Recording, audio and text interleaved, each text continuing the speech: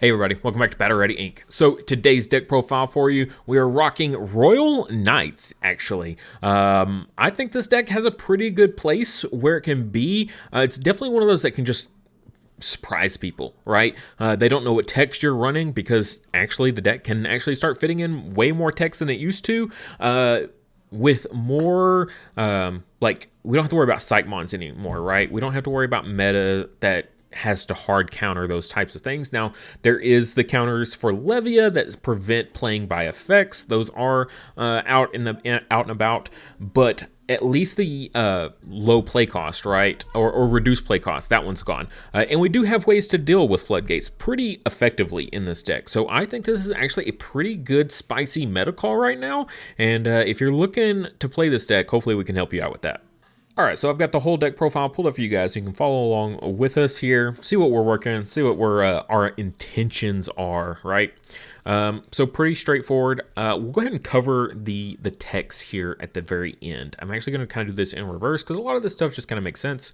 But I want to, before people click off of it, before I can explain it, I want to kind of go through this. So I like the Marcus here because he's a memory fixer. Yeah, you play him. He immediately suspends himself. He's a 4 memory tamer. The 5 here is irrelevant. And then on play, minus 3k on something, right? Which is going to be really strong for us. So that's how we're going to be able to kill those floodgates, as well as get a memory fixer on field for us. So kill the Psychmons if they, for some reason, happen to be playing them. And a good addition to this, I think, is Crimson Blaze.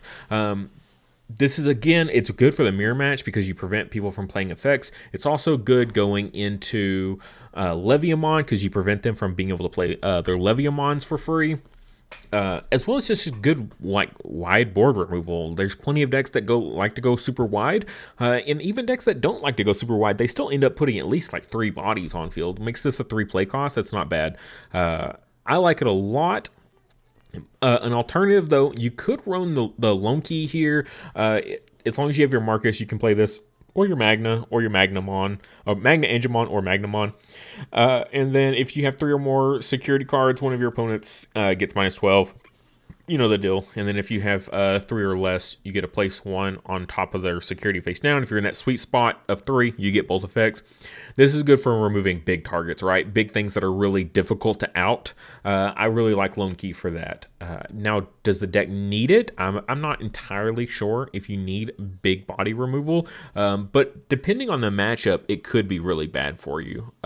Like if you go against Black War Greymon, right, and they're just like, well, I just redirect, you know, and you can't really get any chip damage in or anything like that, it might be a problem. So having something like this that dodges their protection effects is pretty nice. Now, an alternative that you could do entirely instead of the Marcus, right? Marcus, and you either go Crimson Blaze or Lone Key, you could go starter deck 15 Ty here. He's a memory fixer as well. And then when an attack target is switched, by suspending this tamer, draw 1, and one of your Digimon gets plus 1000 DP until the end of the turn. This is really good to combo with our Magnamons. Our Magnamons are blockers, so you know, give them an extra little bit of boost. We get draw. The consistency is really good for this deck.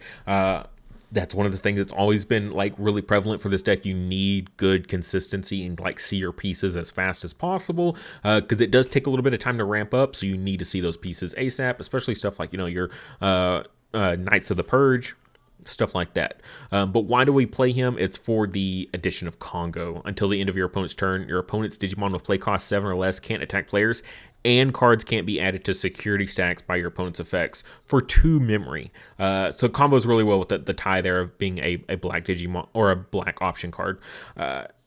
Congo is just a really strong card in multiple formats, especially, again, Leviamon's running around right now. Leviamon's massive, Leviamon X, you know, they've got the security attack, the bonuses like out the wazoo, so they're very difficult to deal with. So I think Congo as a 2 of, you know, if they hit it security, great. If you hard play it, great. You know, you feel really, really solid about that. Play cost 7 or less and can't attack players. They can still attack your Digimon. And I just double check that. They can still attack your Digimon, but they can't attack your security or you. So yeah, those are kind of our tech choices there as well. And I'll go ahead and cover the Magna Angemon here. I think the Blast Evo, I don't know if people would expect it. I think it's a pretty spicy include. Just a 2 of. I like the Magna Angemon primarily because it's recovery, right? I'm a just big fan of recovery. But also, like, this deck takes time, right? You cannot just OTK your opponent on turn 2, turn 3 with this deck. There's just no way. It takes multiple turns to get set up, get enough under your Kingdrasil, and then drop your Omnimon. So the recovery here, and then the DP minus, I think some really powerful plays is like block with your Magnamon here, your level 4, and then they're like, okay, it's 7,000, I'm going to run over it so they can't absorb it under their Kingdrasil, and then you're like, ha, surprise, Blast Evo. So especially if you went like Magnamon, block, suspend with tie, so it's got an extra 2k buff, and then they try to still attack over it, and you're like, boom, Magna Angemon Ace, like recovery, DP minus, I'm at 10k, I just minused, 6,000 on you, like, oh, you just lost your 16,000 to a Magna Angemon Ace, like, ooh, feels bad. So yeah, I think it's the better Ace choice. Now, an alternative is Zudomon Ace, because both of these guys evo on top of your Magnamons. This one is when on player when Digivolving trashed any 2 Digivolution cards from under your opponent's Digimon, then return one of your opponent's Digimon with no Digivolution cards to the hand. It is a like more solid form of removal, as well as just trash any 2 Digivolution cards from under your opponent's Digimon. Like, you get a pick, so it's not like the bottom 2, and it's like, oh, you have X antibody option, I can't remove that, so I only get to actually remove one thing. This doesn't care about that. It's just like pick the 2 you want on your opponent's field, Digivolution sources, and then bounce something. So it is also really nice. It's good enough for me to include it in this list to mention, right? Just kind of whatever your preferred playstyle is. If you have a reason for why you would say Zudomon over Magna Angemon, definitely put it in the comment section below because I'm very curious. All right, and the rest of it is a little bit more just standard stuff. So we'll go ahead and break it down for anyone that's not aware. So Kingdrasil here, breeding, your turn, all of your Digimon can't Digivolve. I think a lot of people forget that it is only your turn. So Magna Angemon Ace can blast Digivolve. So that's really powerful that, a lot of people are like, oh, you can't Digivolve. Like, I don't have to worry about aces or anything like that. Well, you're a rookie and you should have known better. Or you should have literally read the card Kingdrasil. And then breeding, your turn once per turn when a Royal Knight trait Digimon would be played, you may reduce the play cost by 4, further reduce by 1 for each of this Digimon's Digivolution cards. Breeding, start of your main phase, reveal the top card of your Digi-Egg deck, then place that card and all of your Royal Knights trait as this Digimon's bottom Digivolution cards. So you can go hatch, main phase starts, flip over another one and slide it under, so you instantly have -5 play cost reduction on your Royal Knights. So it's really strong. I've actually kind of toyed around with like maybe putting in like Mother D Reaper into this deck. I know it seems kind of strange, but it's like as long as that's not the first one that you reveal, you're good. But if it is the first one you reveal, you just promote her up and get her out of raising area. Yeah, you're going to be stuck that first turn without your Kingdrasil. But if you have, your other stuff that you can play that's not reliant on reducing the play cost, then having no Kingdrasil turn 1 isn't a big deal. I think it's kind of interesting because it's another inheritable, just another inheritable that you can, go ahead and pop off and reduce your, reduce your play cost. I think it's just kind of spicy. And then the inheritable here, which you will have in total 3 of these inheritables. When an option card with Royal Knight's trait is placed in the battle area, gain 1 memory. So that's going to obviously affect your Royal Knights of the Purge, which has the Royal Knight trait. So you can make this as low as a 3 play cost, which is really, really strong. So definitely benefits there.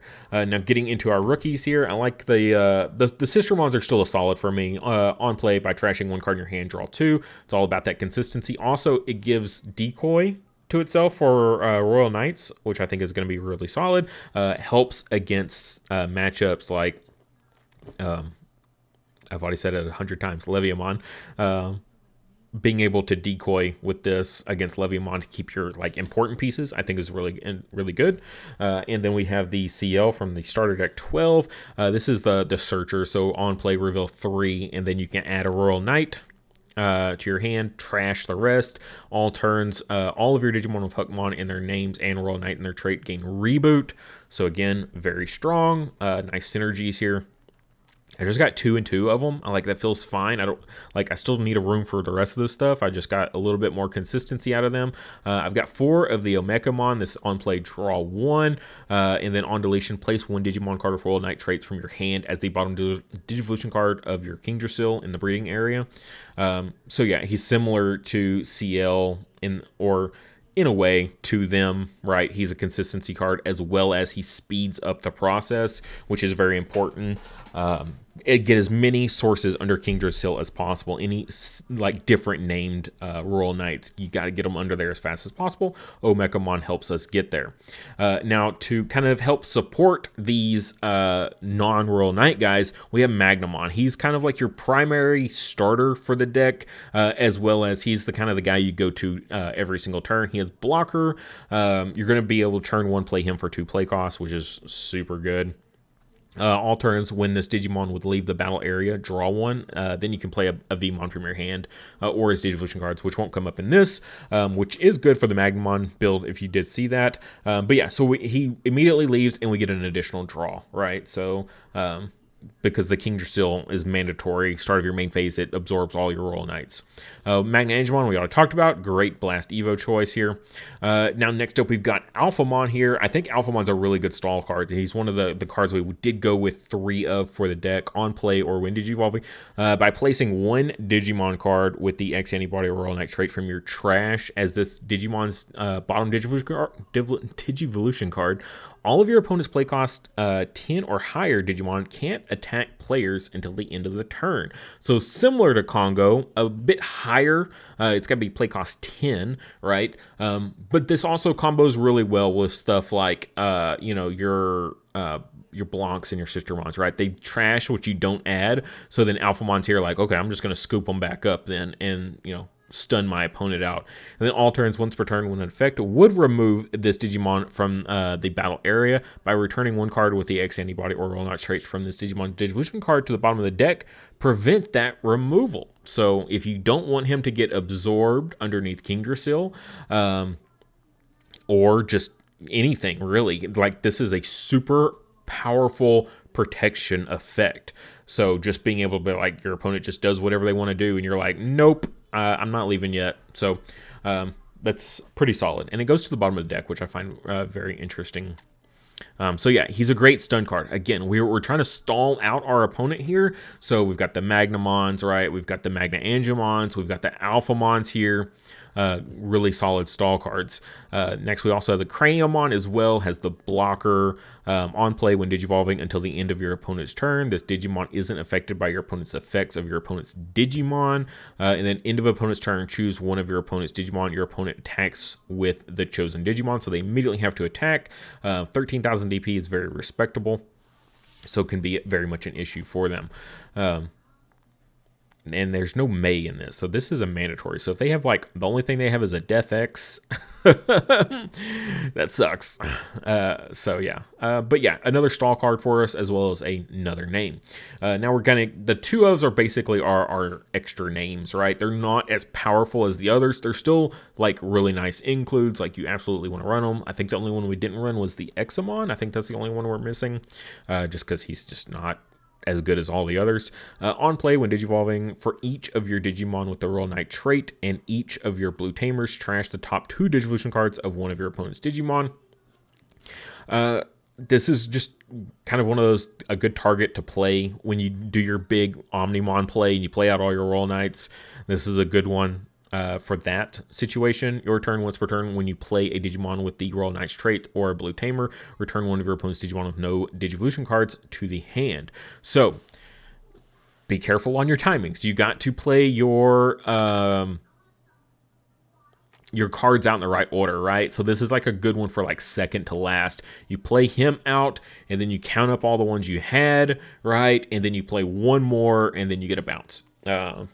It's once per turn, so you can't like trigger it multiple times, but still pretty good. He's a pretty good one to play off of when you go for the big combos. Next, we got Leopardmon, which not an on play, but has a main. Once per turn, you may play one green or Royal Knight trait Digimon card from your hand for the cost. When it would be played by this effect, reduce the play cost by 4. This is just a nice little way to spam out multiple bodies here. So you could go like Kingdrasil, play this guy for a reduced cost, and then use his effect to then play out like a Magnamon, right? For 3. You don't want to go too heavy. I have been in emergency situations where I've had to do really gnarly plays that was not fun, but it's a main effect. So if he somehow sticks around, right, then you can keep doing this, which again, if you can't kill your opponent in that one big turn where you drop out when you bring out all of the Royal Knights, if you can't win that turn, this is a good one to have because he's going to allow you to then kind of pseudo Kingdrasil effect by allowing you to still play out Royal Knights for cheap after the fact. And then all turns when you play another Digimon, all of your green and or Royal Knight Digimon gain blocker until the end of your opponent's turn, which is really strong. For, again, if you can't finish off your opponent, at least all your Royal Knights are now blockers. Now, the other 4 of that we have in the deck here is Dynasmon here is a 10 play cost. So turn 1, he's a 5 play cost. If you're going second, not a bad drop here on play. Reveal the top 4 cards of your deck. Add 2 cards with Lucymon in their name or Royal Knight trait among them to your hand. So he's a double searcher and trashes the rest. Reveals 4. So he's like our RCL in that regard, but digs an extra card deeper and adds an extra card off it for 1 more memory on turn 1. From turn 2 on, he's just as cheap and then cheaper. Your turn, when you play another Digimon with Lucymon in its name or Royal Knight trait, delete all of your opponent's Digimon level 4 or lower Digimon. Which is really good. It's only on your turn, so kind of just whatever, keep that in mind. Yeah, and it's just when you play another Digimon. It's not by effect or anything like that. So if you hard play this guy, search, and then you play something else, and then you just get a pop, delete all of your opponent's level 4 lower Digimon. God, it's so good. So Dynasmon is a 4 of in this deck as well. So really, really like Dynasmon. We got Lord Knight here. I have seen people like kind of really hesitant on running this one. You may return 1 card with Lucymon in its name or Royal Knight from your trash to your hand. Like you don't get a ton in trash, right? The only ones that wind up in trash are the ones that you reveal and you decide you don't need because they're less useful than the one you do choose off of your search effects. Now, there might be situations where, say, they hit an Omnimon in security and it goes to trash, and then you're like, okay, Lord Nightmon, grab the Omnimon back, pop off. If you just are bricking or something like that. An opponent's turn, once per turn, when an opponent's Digimon attacks, gain 1 memory for each of your Digimon with the Royal Knight trait. Again, if you don't kill them in 1 turn, you've got lots of tools to hold them at bay. So it can get really, really out of hand.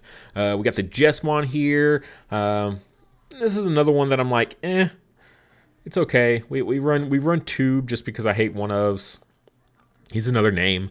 On play, choose any number of your opponent's Digimon so that the DP adds up to 6,000 DP or less. Delete them for each of your other Digimon. No trait requirements on that. Add 2 to the maximum DP based deletion effect can delete. So yeah, this is another one of those that you play off. You got to do it in the right order, right? So maybe you go this guy, then Ulforce, and then whatever is the last card that you want to play after that. So you get really good value out of this. And then all turns for each of your other Digimon and Sistermon in name or Royal Knight trait, all of your Digimon gain 1,000 DP. So when you're attacking in, you don't have to worry about anything in security besides option cards, because you are going to be absolutely massive with the Jesmon. Also, and it's all turns. So even on your opponent's turn, your guys are still big. Again, if you can't kill your opponent, you have more tools to help keep your board alive, because once you pop off, that's it. You got to win like that turn or the next turn. You don't get long. So at least your tools here of helping you out. I've got 3 Genkumons in here. He's solid for me. Blocker, which is fine. On play, without paying the cost, you may play 1 Digimon card with Sistermon in its name from your trash, or 1 Digimon card with the Royal Knight trait from the Digivolution cards of your Digimon in the breeding area. This effect can't play Omnimon or Genkumon. So whatever you slot underneath, at whatever point in the game, you can just go be like, I need that right now. Genkumon. Like, bro, let's bring it out. So I like the synergy there. Genkumon, he's just super flexible, right? You place, because he's essentially every single one of the Royal Knights, because they all have those on play effects, right? So, and you get to play them out for free. So you just play him, and then you pick the exact Royal Knight you need that's in the raising area, and you just play them out again. So a 3-of for him. He's very powerful, for sure. Next, I do have 2 Gallantmons in here. I like this Gallantmon. When you would play this card from the hand, if you have no Digimon card, reduce the play cost by 2 for every 5 total cards in both players' trash. It's just super strong, so you can get him super cheap, super fast, especially mid to late game. He's got Rush, on play, when digivolving, and when attacking. None of it's once per turn. Delete one of your opponent's Digimon with 6,000 DP or less. If no Digimon was deleted by this effect, delete one of your opponent's Digimon with 13,000 DP or more. So you can play him, pop something, swing, pop something again. He's 13,000. He's a beast. Good game finisher for sure. Even after you might have like already popped off, your opponent somehow cleared you. You're like, what do I do? You're like, Gallantmon for game. Next we got Kentarosmon here, who's also a solid include on play. If there are 6 or fewer total cards in both players' security stacks, gain 3 memory. So again, nice little reduction in play cost in addition to the Kingdrasil. So, I mean, what is that? He should be at least 5, but probably less. If it's so if there are 6 or fewer, gain 3 memory and reveal 1 card in your hand. If it's yellow, place it on top of your security stack face down. If it's not, return it to your hand. So this is a good one to you can place like your Marcuses there. You can place your Lonkeys. Putting this in putting Lonkey as the 4th card in security, like guaranteed with this, super strong. Really like it. When attacking once per turn by trashing the top card of your security stack, unsuspend this Digimon, and one of your opponent's Digimon gets minus 7,000 DP for the turn. So this is when attacking. So you swing, it immediately happens. So you can like kill off a blocker or something that might be in your way. And then unsuspend, so you can attack twice with this 13,000 DP. So it's probably not going to be dying to security too easily, for DP at least. So he's a solid finisher as well for the deck. Just multiple swings is always good. And then of course, rounding out the end here of our Digimon, we have the man of the hour, Omnimon. So on play, you may delete one of your opponent's Digimon, or play one of each Digimon with a Royal Knight's trait and different names from the Digivolution card of a Digimon in your breeding area without paying the costs. When a Digimon is played by this effect, trash your Digimon in the breeding area and all of your Digimon gain Rush for the turn. So they all have to be different names, so just kind of keep that in mind. So when you play this guy out, you're just flooding the field with all the Royal Knights, and they all have Rush, which is very important. So yeah, just really great stuff. Also, again, CL here, very powerful, giving all your guys reboot. So if you can't win, drop a CL so that way they all unsuspend after they've been attacking. And then I think the last card of the deck here is the option card. Main, draw 1. Remember, this card, it's already getting its play cost reduced. So like turn 1, it's instantly a 5 play cost. You may place 1 Digimon card from your hand as the bottom Digivolution cards of one of your Kingdrasils in the breeding area, then place this in the battle area. Delay, play 1 Royal Knight trait from the Digivolution card of your Digimon in the breeding area without paying the cost. On play effects on Digimon played by this effect don't activate, and they gain Rush for the turn. So this is another great one. So say you have multiples of the same name and you go Omnimon, do your whole shenanigans. It's like, crap, I didn't kill you. Well, I'm just going to delay, purge here, and then play out another one that I've already got on the field, and then a swing, and still try to take game with that. Not having the on play effects is a bit of a bummer because that's what most of these guys do, but not bad. The fact that they have Rush is just an extra check for us, right? So it's still pretty solid. And if they have like when attacking effects like Gallantmon, then you get good value there. Kentarosmon as well has a when attacking, so you can still use these effects with them. So 4 of on that, absolutely. I've seen some people running Omnimon at 3. The issue is, like, if you don't see this card, you kind of just don't win, right? So I'd rather have 4 of it. One can end up in security. I can bottom deck one on accident or something like that. You know, and I still have 2 more that I can get somehow. So that is it. Let me know what you guys think of the list. On ratios, I'm very curious about people's opinions on ratios. I think the ones we got here are solid. Like, I don't like one of, so I can't bring myself to ever do that. But the ones that we need bonuses of, I think we've got covered. Not really any flex spots, I would say. Like, there's alternative cards you can run, like the Marcus and Crimson Blaze can be changed out for, you know, the other cards down here. The Magna Angemon, I guess, is really the flex spot of the deck. You can drop 2 of these to, like, if you want to run Examon, you can. You can replace this with Examon, like, straight up, you know, 2 for 2. Or you can drop this to increase your other numbers. But this is just a really solid list for me. I just really, really like the... I just like the consistency of it all. I see the pieces I need. I don't see too many pieces that I don't need to see. The ones that we're running the most of are the ones that we're going to be seeing the most. So yeah, it just feels really solid. I love this list. I love the Royal Knights deck. I think it's a really cool mechanic. We'll see when Demon Lords comes out, and then they have their own basic version of it as well. So it should be really neat to see these 2 decks go head to head. But I expect there to be a ton of counters by then. So if you want to get your reps in with this deck now, go ahead and do it now during BT15, BT16 format before the Royal Knights come out, or not Royal Knights, before the Demon Lords come out, because there's gonna be so much counter to that deck that you're gonna suffer if you're playing this deck.